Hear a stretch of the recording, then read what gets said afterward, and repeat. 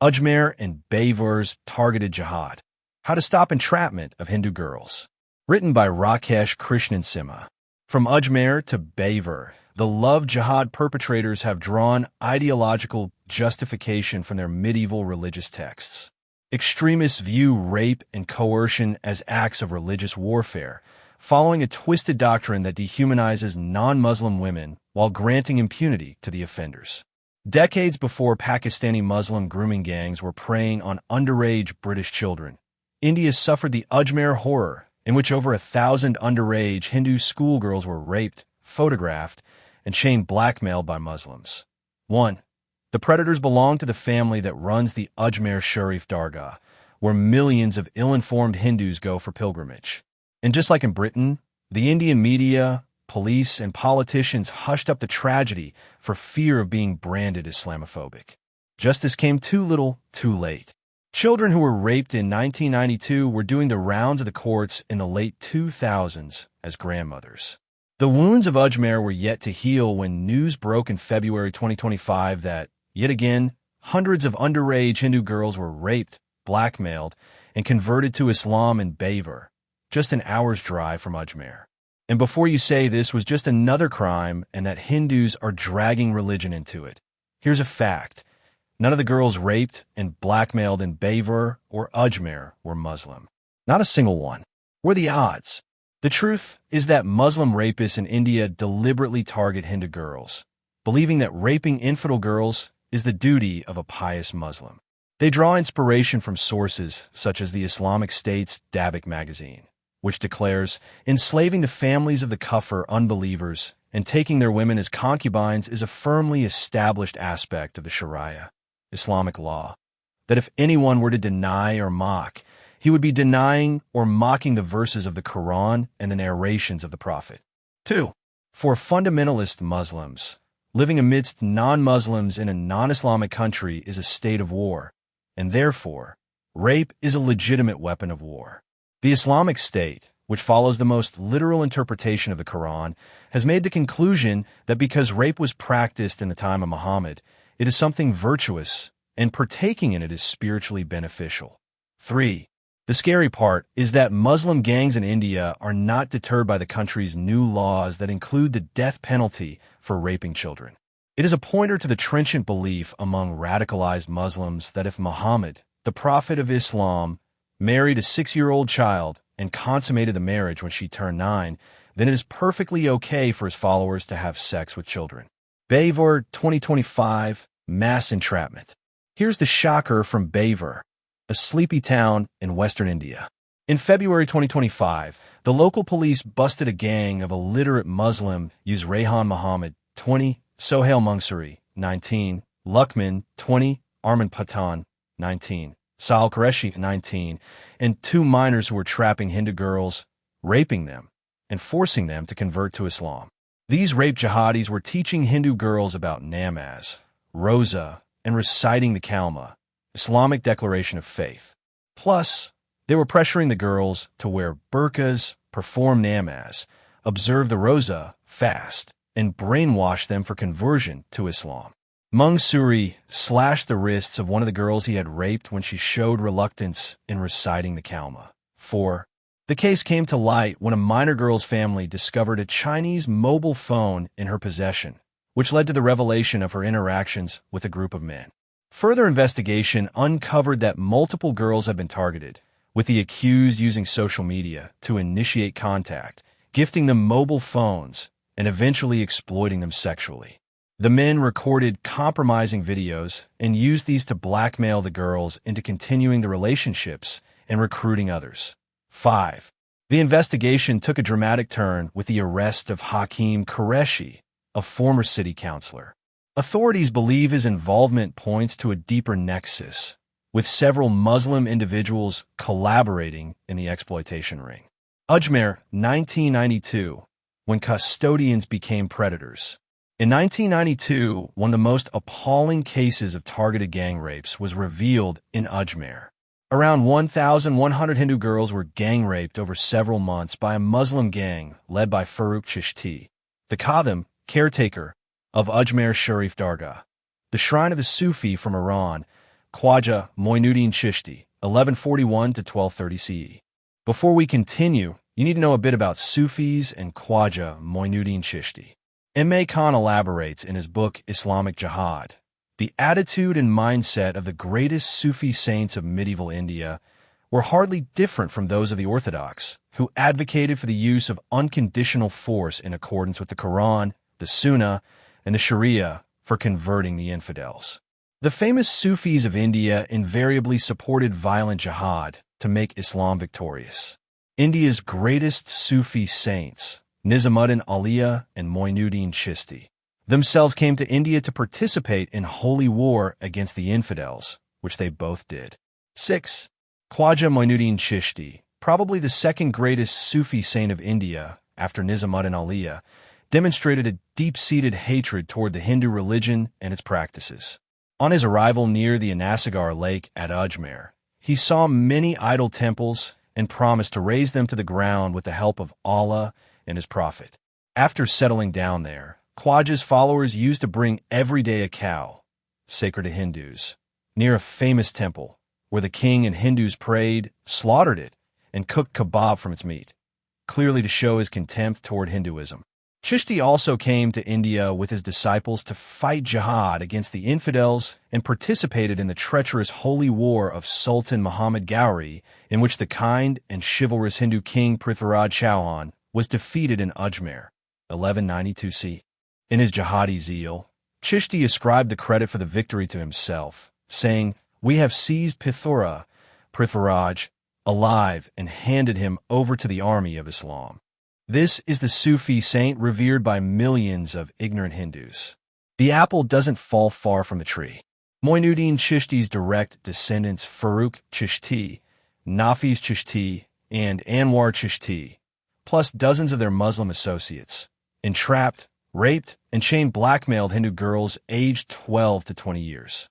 All three were Congress Party leaders with power and wealth, which they flaunted. 7. The victims included daughters of highly placed bureaucrats, police officers, and businessmen.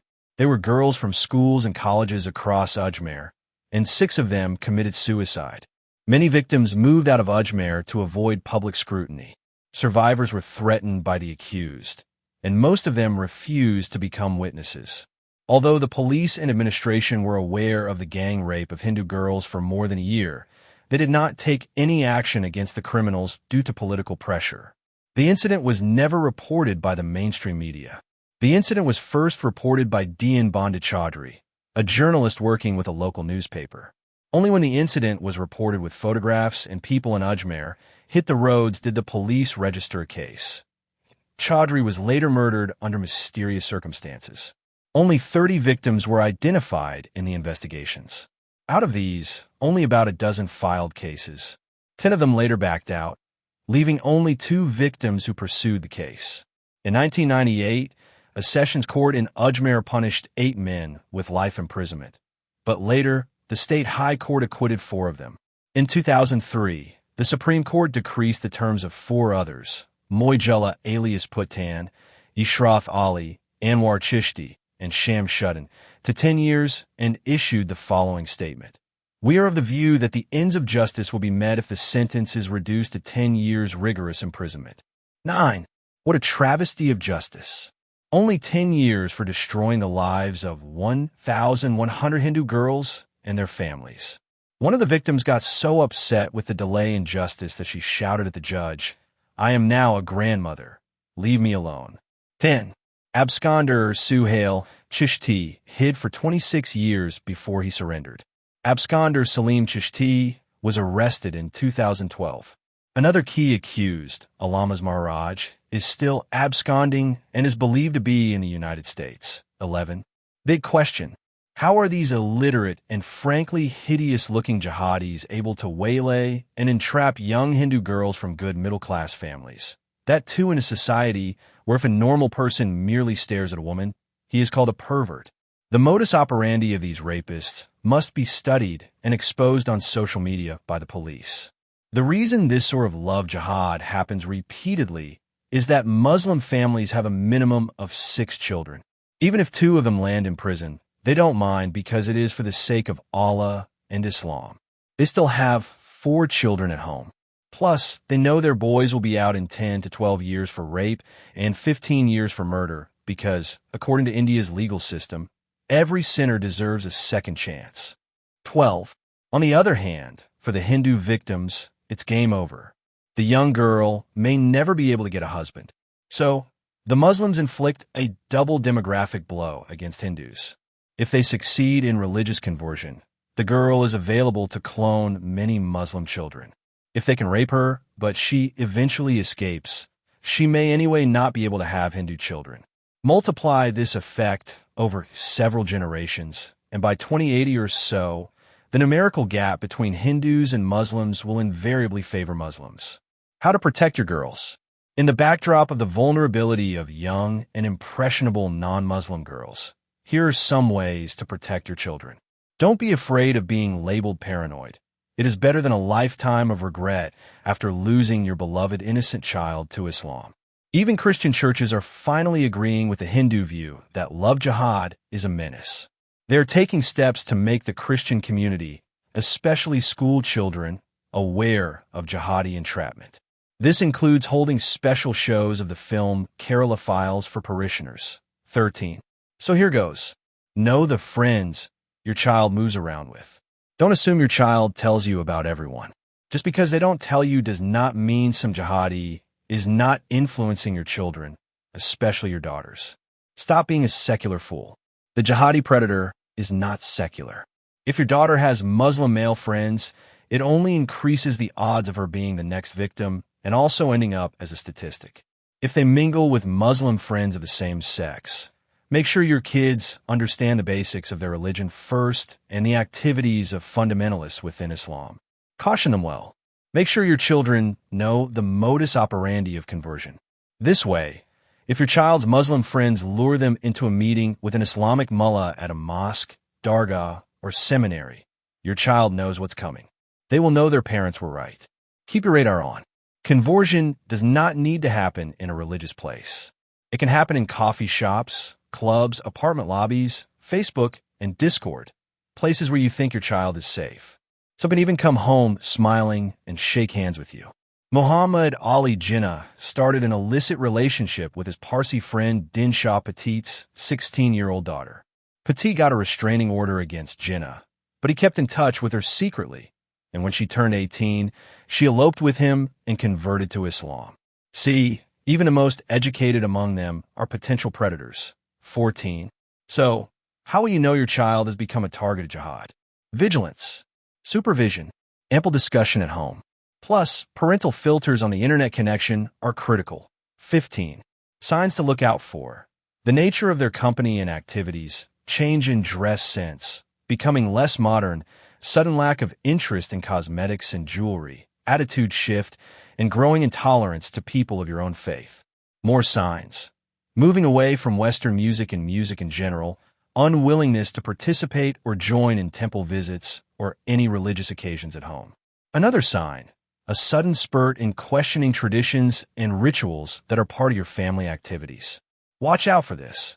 Vanishing for long hours and staying cooped inside their room. This happened to my friend's 18-year-old son in California. He kept a month-long rosa during the COVID lockdown in 2020, but his parents didn't have a clue. He later underwent an intense program of de-Islamization and unbrainwashing and reverted to Hindu. His parents had to spend a fortune to get their son back.